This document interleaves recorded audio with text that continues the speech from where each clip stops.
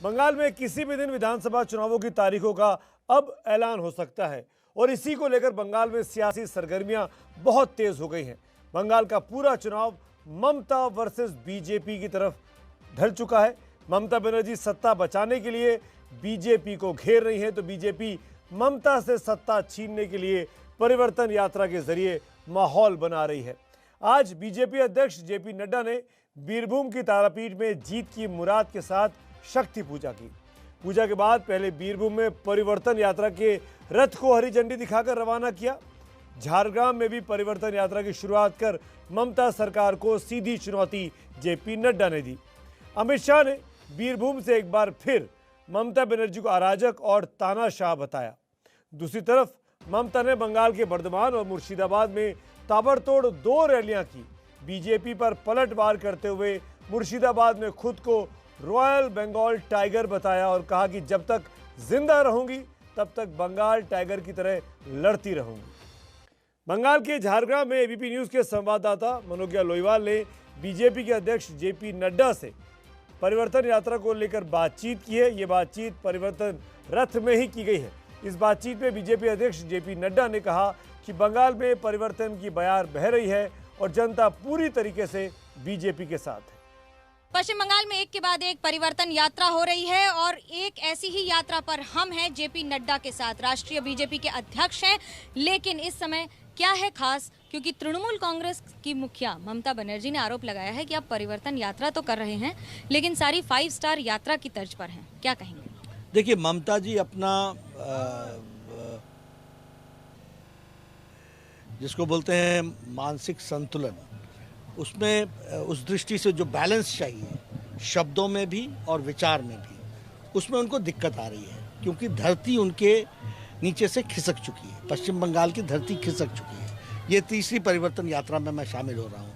आप भी 2 परिवर्तन यात्राओं में थी। आपने देखा किस तरीके से जन सैलाब, और आज भी जिस तरीके से जन सैलाब चल रहा है, ये उनको इससे बहुत पीड़ा हो रही है। और इसलिए आरोप, और जिसको मैं ये कहूँगा कि लोगों को गुमराह करना, जो उनकी जीवन शैली है, यही वो करती आई हैं। उनको अभी तक भारतीय जनता पार्टी से टकराव नहीं हुआ था।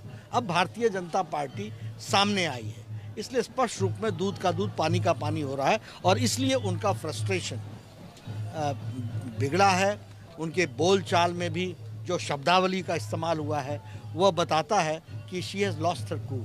जब आप कूल की बात कर रहे हैं, वो कह रही हैं कि मोदी जी खुद अपने आसपास के इलाकों में देख लें, जो पंजाब हरियाणा में किसान बैठे हैं, बंगाल के किसान बहुत खुश हैं, उन्हें कोई दिक्कत नहीं है, और ये कहती हैं कि आप झूठे आरोप लगा देते हैं। देखिए, जहाँ तक पंजाब और हरियाणा के किसान हैं, उनके कुछ मुद्दे रहे हैं जिसके प्रति भारत सरकार सहानुभूतिपूर्वक विचार भी करती रही और हम सहानुभूति रखते हैं। उनके साथ बार बार बैठने के लिए भी तैयार हैं, उनके इश्यूज़ को एड्रेस भी किया है और वो हम करते रहेंगे। लेकिन यहाँ के किसान खुश हैं ऐसा नहीं है। यहाँ हमको किसान सुरक्षा अभियान चलाना पड़ा और लगभग 40,000 से ज़्यादा किसान सभाएं हुई हैं। 40,000 से ज़्यादा किसान सहभोज हुआ है, उसमें आप भी शामिल थी। आपने देखा होगा कि किस बड़ी संख्या में किसान आए हैं। उनको किसान सम्मान निधि नहीं मिला है। उनके लिए जो फसल बीमा योजना का जो लाभ होना चाहिए था उसमें अड़ंगा लगाया गया है। और यहाँ जिस तरीके से आम आदमी की आवाज़ को दबाने का प्रयास हुआ है, उसके कारण ये विषय जिसके बारे में मोदी जी के प्रति उनका रुझान बना है, वो उसको ठीक करना मोदी जी ने उस जिम्मे को लिया है, बेड़ा लिया है और हमारी सरकार आएगी। हम प्रधानमंत्री किसान सम्मान निधि बकाये समेत पूरा करेंगे, ऐसा उन्होंने कहा। तृणमूल कांग्रेस का कहना है कि बंगाल में जब आते हैं तब ये सारी बातें होती हैं, लेकिन ऐसे कई लोग हैं जो अब तृणमूल कांग्रेस से बीजेपी में आ रहे हैं, जिसकी वजह से बीजेपी के कार्यकर्ताओं का मनोबल भी टूटा है कि हम इनके खिलाफ लड़ाई कर रहे थे, अब इन्हीं के साथ लड़ाई कर रहे हैं। क्या कहेंगे इस पर? बिल्कुल गलत बात है। भारतीय जनता पार्टी सारी चीज़ों को सोच विचार करके करती है और हमने कोई सभी तृणमूल के अंदर से जो लोग आए हैं वो सब सोच विचार करके लिए गए हैं। उनका ट्रैक रिकॉर्ड से लेकर के सारी चीज़ों को, और वो भारतीय जनता पार्टी के विचारों के साथ समावेश करना चाहते हैं। टीएमसी के कार्यशैली से वो उनको समाधान नहीं था। उनको लगा कि माँ माटी मानुष की चिंता नहीं हो रही है, टोलाबाजी चल रही है, तुष्टीकरण चल रहा है, तानाशाही है, इसके खिलाफ उन्होंने आवाज़ उठाई है। और हमारे यहाँ our organisation has got a scientific growth, और इस साइंटिफिक ग्रोथ में सबको साथ लेकर के चलने की ताकत बीजेपी में है। कई लोग बीजेपी से नाराज होकर टीएमसी में भी जा रहे हैं, कवायद हो रही है, क्या कहेंगे? ऐसा नहीं है, बहुत कम है। और वो ये ममता जी की सोच है इस तरीके से करने की, ये वो करती रहती है। हमारे पास लोग सोचा से आ रहे हैं। मेरा आखिरी सवाल, 3 बड़े मुद्दे जिस पर ये चुनाव पर आप लड़ेंगे और टिके रहेंगे? करप्शन, भ्रष्टाचार, इनकॉम्पिटेंस, पॉलिटिसाइजेशन, तुष्टीकरण, और हमारा है सबका साथ, सबका विकास, सबका विश्वास। एक और विश्वास है, वहीं विकास है, और इन सब के बीच में बंगाल की जनता जो इंतजार कर रही है चुनाव का।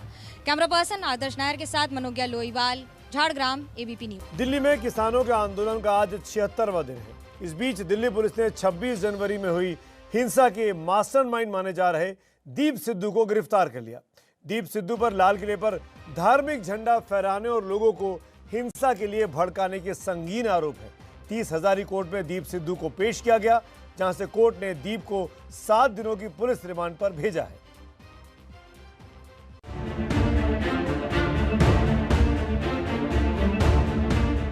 आज पुलिस के शिकंजे में खड़ा है दीप सिद्धू। आरोप 15 दिन पहले का वो लाल किला कांड है, जिसके लिए इस पर 1 लाख रुपए का इनाम रखा गया था।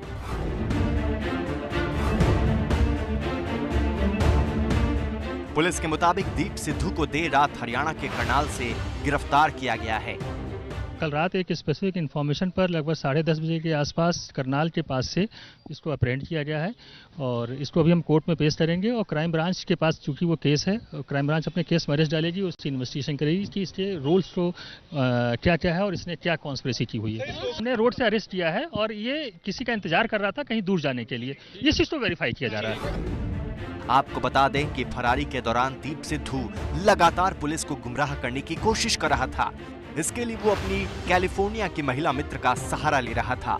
सूत्रों से मिली जानकारी के मुताबिक दीप छिपकर अपना वीडियो बनाता था और अपनी महिला मित्र को कैलिफोर्निया भेजता था। इन वीडियो को महिला कैलिफोर्निया से दीप के फेसबुक पेज पर अपलोड करती थी। दीप का मकसद पुलिस को लोकेशन के बारे में गुमराह करना था। दिल्ली पुलिस की क्राइम ब्रांच की टीम इस समय यहाँ पर पहुंची है स्पेशल सेल के जनकपुरी स्थित दफ्तर में। ये क्राइम ब्रांच की टीम को आप देख रहे हैं जो फिलहाल अंदर जा रही है। दरअसल इस मामले की जांच जो है वो क्राइम ब्रांच के पास ही है, और क्राइम ब्रांच की वो टीम जो इस पूरे मामले को इन्वेस्टिगेट कर रही है, उसके आला अधिकारी भी अब यहाँ पर पहुंचे हैं। एक एक करके तमाम जो अधिकारी हैं, पूरी टीम जो है वो यहाँ पर पहुंची हुई है, और स्पेशल सेल ने दीप सिद्धू को गिरफ्तार किया है। पुलिस की कोशिश ये जानने की है कि 26 जनवरी के बाद दीप सिद्धू कहां-कहां, किस-किस के संपर्क में आया और फिर किन लोगों ने उसे पनाह दी। दीप सिद्धू है तो पंजाबी एक्टर, लेकिन आरोप खालिस्तान के समर्थक होने का भी है। और पुलिस इस बात की भी जांच कर रही है कि दिल्ली में 26 जनवरी को जो हिंसा हुई, क्या उस हिंसा में खालिस्तान का भी हाथ है। एक तरफ पुलिस दीप सिद्धू से हिंसा की पूरी गुत्थी सुलझाने में जुटी है, तो वहीं दूसरी तरफ हिंसा में शामिल लखा सिधाना, लाल किले पर झंडा फहराने वाला जुगराज सिंह समेत फरार आरोपियों की तलाश भी चल रही है। दीप सिद्धू ने आरंभिक पूछताछ के दौरान यह भी बताया कि लखा सिधाना तथा अन्य लोग उसके संपर्क में थे, लेकिन 26 जनवरी की घटना होने के बाद वो दिल्ली से भाग गया था और उसने अपने तमाम मोबाइल फोन तोड़कर फेंक दिए थे। दीप सिद्धू ने अपने बयानों में यह भी बताया कि वो जो वीडियो अपलोड करता था वो अपने दोस्तों के फोन से अपलोड करता था, और उसकी एक सहेली और उसका परिवार अमेरिका में बैठकर दीप सिद्धू के नाम पर ये तमाम वीडियो अपलोड करते थे। बिहार में आज नीतीश कुमार के मंत्रिमंडल का पहला विस्तार किया गया। दोनों पार्टियों ने जेडीयू और बीजेपी से 17 नेताओं को मंत्री पद की शपथ दिलाई गई।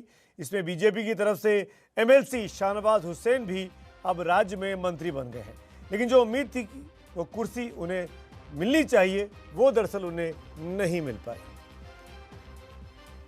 मैं प्रमोद कुमार, केसी सिंह, सम्राट चौधरी, संजय कुमार झा, मैं सुभाष सिंह, नितिन नवीन, आलोक रंजन ईश्वर की शपथ लेता हूँ। मैं भारत की खुदमुख्तारी और सालमियत को बरकरार रखूंगा। पटना राजभवन में राज्यपाल ने विधायकों को मंत्री की शपथ दिलाई।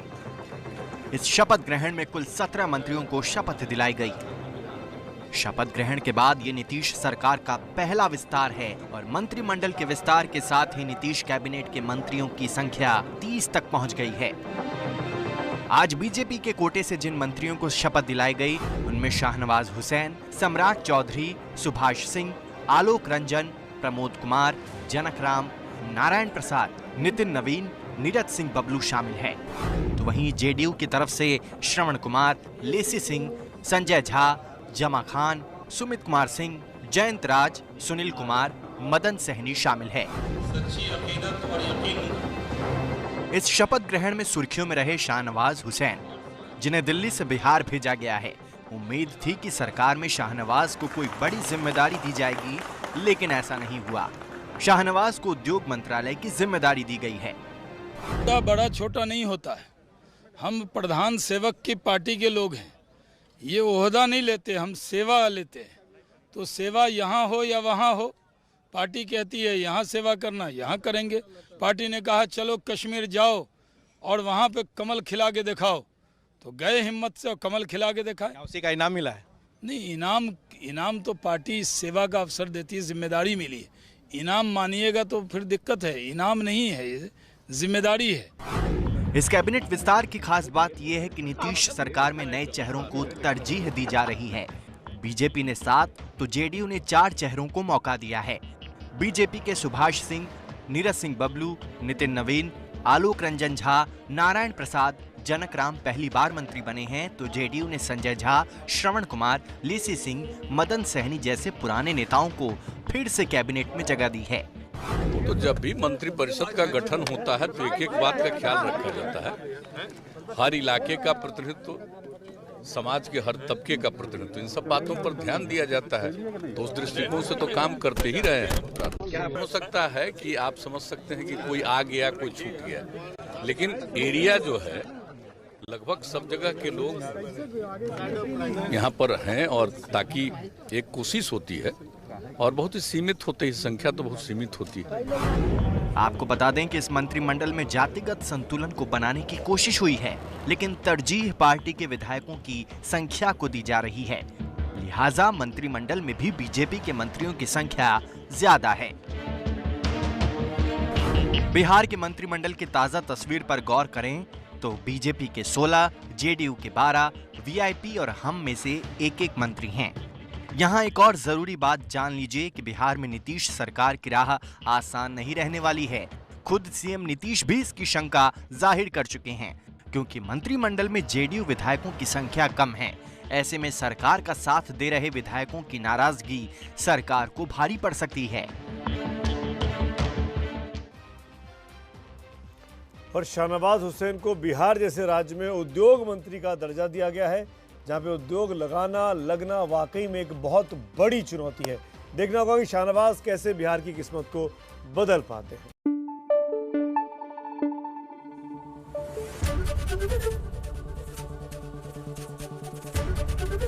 एबीपी न्यूज आपको रखे आगे।